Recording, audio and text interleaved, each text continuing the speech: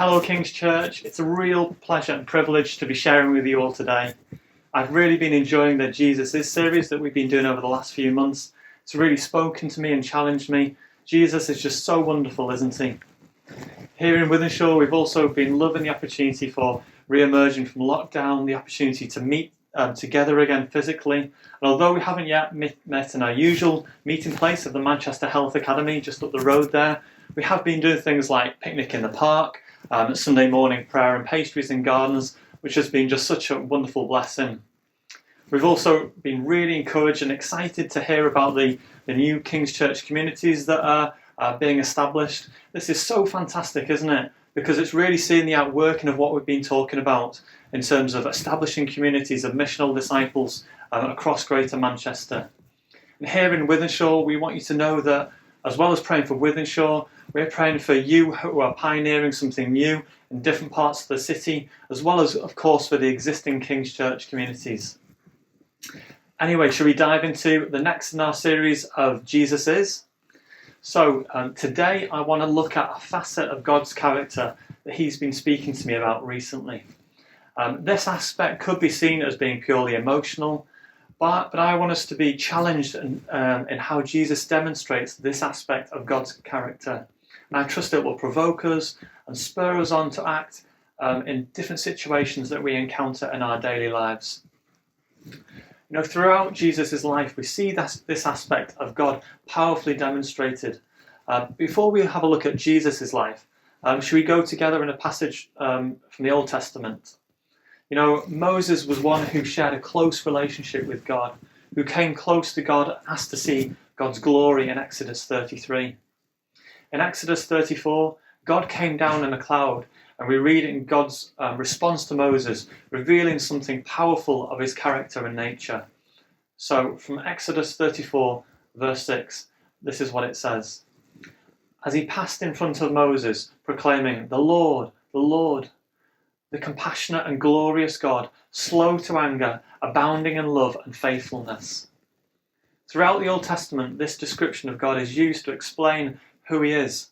You know, of course, God is powerful and majestic, and this is revealed through Scripture too. But frequently we see that God is revealed as one who is compassionate. You know, how wonderful that we are recipients of that compassion. Because at one time we were all far off from God, but we've come close to him and received wonderful compassion from God. Compassionate in Hebrew is rachum, if I've pronounced that correctly, or rachahim, which is the noun compassion. And interestingly, both of these words are related to the Hebrew word for womb. So the word compassion in Hebrew invites us to associate the tender feelings of a mother towards her child in this word. So we can see why compassion is perhaps often thought as of an emotional response. And this is certainly an important aspect. In fact, it's even translated sometimes as deeply moved. However, compassion goes beyond an emotional response. It involves action. And we see this in the Bible. You know, most often compassion is associated with God's action towards his people. Like, for example, when the Israelites are suffering, oppressed in Egypt, God hears their cry and uses Moses to bring about their deliverance from Egypt. We also read in Isaiah chapter 49 about the restoration of Israel. And again, we read of God's nature as a compassionate God. So shall we have a look at that together? In Isaiah 49, verses 13 to 16, it says this. Shout for joy, you heavens. Rejoice, you earth. Burst into song, you mountains. For the Lord comforts his people and will have compassion on his afflicted ones. But Zion said, the Lord has forsaken me. The Lord has forgotten me. Can a mother forget the baby at her breast and have no compassion on the child she has borne? Though she may forget, I will not forget you. See, I have engraved you on the palms of my hands. Your walls are ever before me. We see here in this passage that Isaiah uses this image of a mother nursing a baby as a vivid image of God's compassionate love for his children.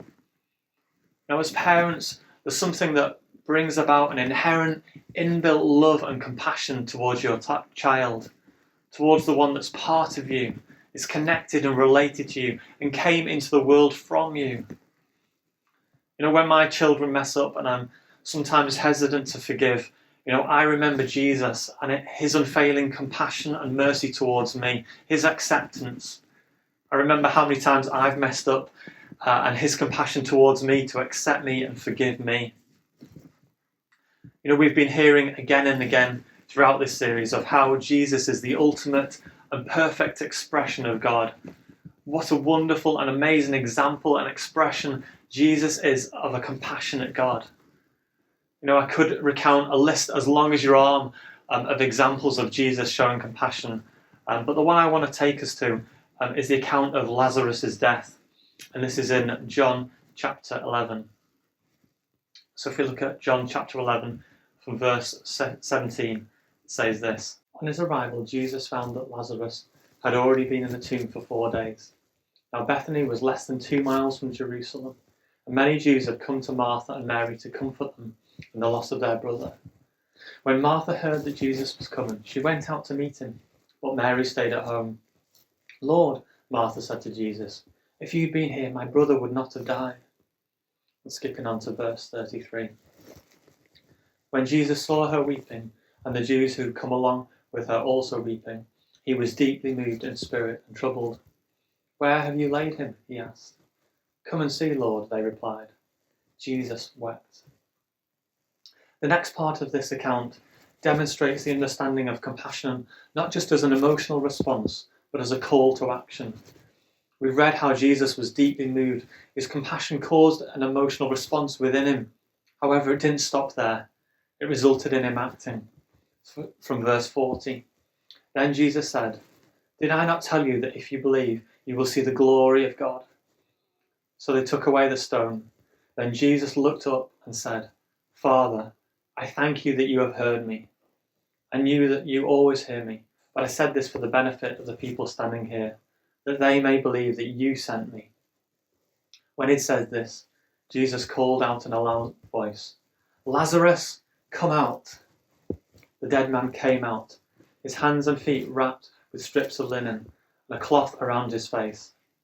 Jesus said to them, Take off your grave clothes and let him go.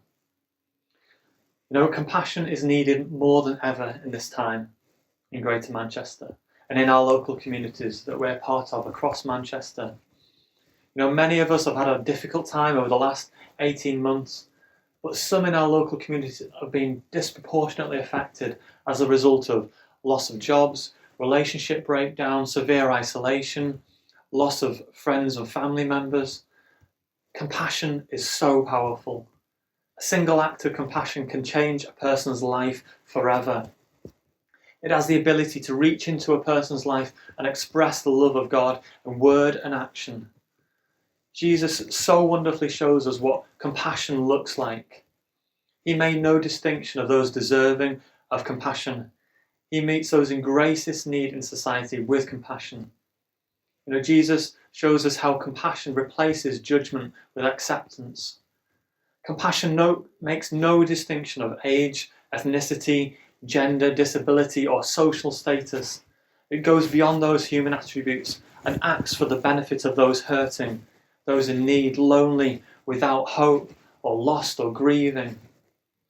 Compassion is the willingness to give. It's a desire and willingness to give something of yourself to meet the need of another. Yes, it will often involve sacrifice, perhaps sacrifice of time, sacrifice of personal agenda or money, or perhaps status in the eyes of the world. It can be easy to stand on the sidelines in life and wait for others to do the right thing. It takes character and integrity to be the one willing to step up and make a difference. To feel sympathy for someone is not enough. We must be willing to take action. That's why compassion requires courage. Together they're the most dynamic combination in the world. Some of you will know that I work in an engineering company for 4 days a week, and it's a really great place to work. I'm also really blessed to have a few Christian colleagues there as well who work with me. And recently I've been really inspired by one of those colleagues who, over a period of time, has been considering how he can do something to help the people of his local community where there's quite a bit of poverty. And although he enjoys his job, he's made the decision to hand in his notice to allow him to set up a business to serve and meet the needs of those in his local community. His compassion for those in need in his local community has prompted him to take action, to do something quite radical. He's meeting a need, and he's also doing what Jesus has put on his heart to do. Not taking the easy option, but really stepping out in compassion. My encouragement to us, and challenge to myself as well, is not to stand on the sidelines. That's too easy, isn't it? Let's be those who step out, step into someone's situation and be the hands and feet of God to show compassion and love to those in need. Maybe you're thinking, where do I start? Let's not fall into that trap of being overwhelmed. If we focus on the hurt that we're bombarded with in the news, we could come to the conclusion that there's so much need in the world that what's the point? I believe the best response to the question, where do we start, is articulated in the famous quote by Heidi Baker, who said, love the one in front of you. Who is that? It's your colleague who's struggling to cope. It's your neighbour who's lonely. It's the one sitting outside the shop who's experiencing homelessness. It's the person in your class who's being bullied. It's your friend who's just received that bad diagnosis from the doctor. It's the parent that you meet at the school gate who doesn't know where to turn. Jesus is compassionate. Jesus is compassionate and gracious, slow to anger, abounding in love and faithfulness. Let's allow ourselves to be transformed more into his likeness each and every day. Let's be moved by compassion, not just in an emotional response, but in action. There's a hurting world all around us, but we've encountered a God who is compassionate and who longs in turn that we should show compassion to the world. God bless you.